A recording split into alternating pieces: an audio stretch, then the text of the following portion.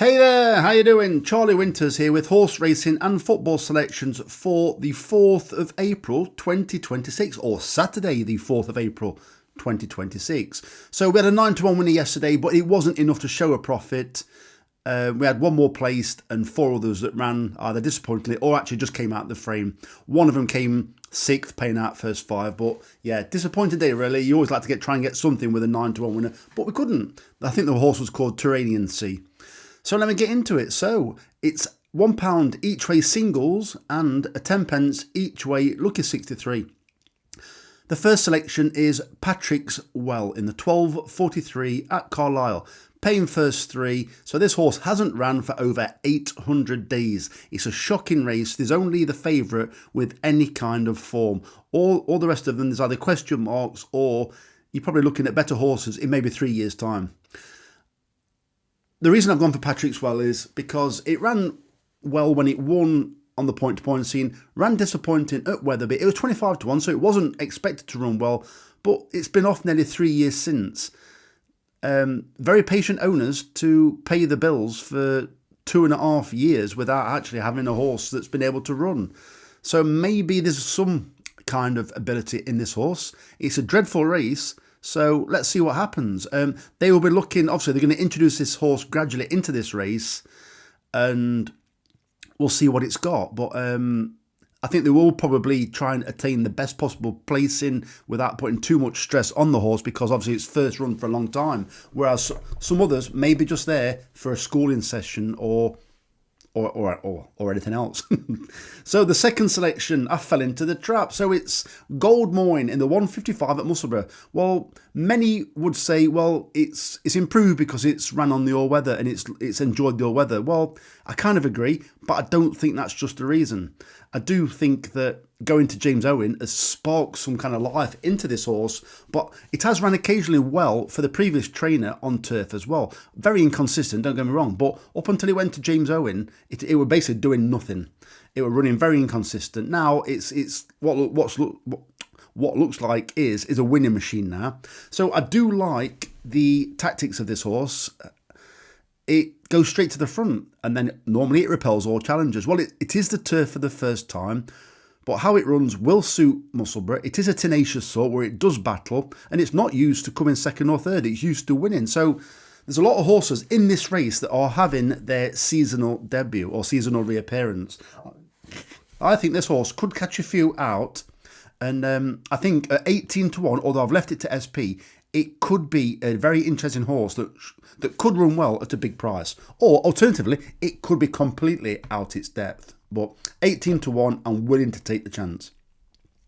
The next selection is Smart Decision at 14-1 in the 2:12 race at Haydock. So this horse ran well 3 outings ago over this trip, or this sort of trip. The time before, it also ran well over this course and distance. Since then, it's been up to 2.5 miles, and it's also ran in, I do believe, with cheek pieces on heavy ground at Hereford. Well, I'm going to put a line through them last 2 runs and hope it reverts back to how it was running over this course and distance and the subsequent run. So 14-1 is a big price. It is a competitive race, but Tim Easterby always seems to pop up at decent prices rather than winning with short price favourites. So I think it's got an interesting chance. The next selection is also trained by James Owen. It's Sporting Silvermine at 11-1 in the 3:05 at Musselburgh. This horse can run well fresh, and it needs to this time because it hasn't ran so far this season. It started last season well, and then it just tapered out, just running consistently without really doing anything. I mean, it just kept coming placed all the time. Never not quite looking like it was going to win, but always second, third, maybe fourth. I hope this horse has had a good winter on its back. I hope it comes into this race fit because it's also obviously brought Goldmoyne in. It's the same connections. So I think it's interesting. Maybe many a time these long travellers will bring a couple up hoping for a double or at least one pays for the travelling. Petrol's not cheap, or it won't be soon. So interesting that there may be more emphasis on looking closer at these longer travellers because it is going to cost much more probably in the near and long term as well, with things going how they are geopolitically. So let's not go down that route. But I just think maybe worth keeping an eye out on these long travellers, maybe more so in the next few months. The next selection is Voriel. It was 11-2. I thought it were a bit stingy, so I've left the price. It's in the 3:15 at Fairyhouse. This horse hacked up over course and distance. I think it was 3 runs ago. Has done absolutely nothing since. It ran in a much warmer race, and then it ran over hurdles. Well, I'm not falling for that old trick, so I'm thinking that they've prepped it for this race by running it over a distance that it didn't really want, and then over hurdles. It's back over 2 mile 5 at Fairyhouse. It's only 11-2 currently. Hopefully it drifts, but I think it's been a little bit under the radar because I actually thought that I'd find a bit of a dark horse, but third favourite, they're not really dark horses to me, especially at 11-2. When I was looking at the form, I'm thinking, God, this has got a right chance if they've played it crafty under the radar. What, 20s, 25s? And it were 11-2. So I don't think I'm really telling you too much that maybe people don't know already, or especially the bookmakers know, and I think it's got a chance. The final selection is Numitor in the 3:20 at Haydock, paying 5 places. So this is the second wind operation for this horse. It has ran since it's had this most recent wind operation, and it ran very encouragingly. It ran very similar to how it reappeared after its first wind operation.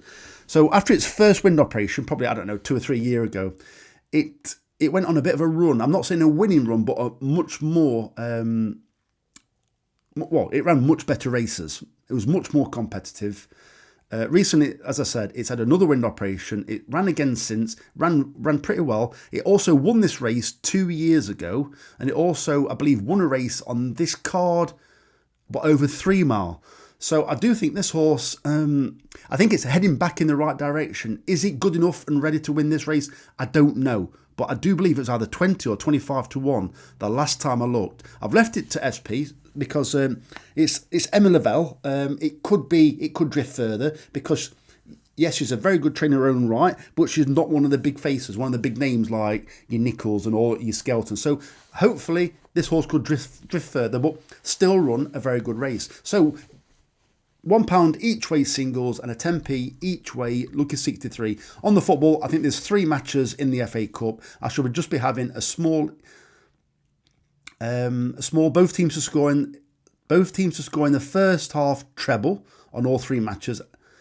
Then it'll be both teams to score in 90 minutes treble, and then over 2.5 goal treble. We'll see what happens, but they're all going to be low stakes for today. So I wish you the very best of luck. Charlie Winters, over and out. Cheers, mate.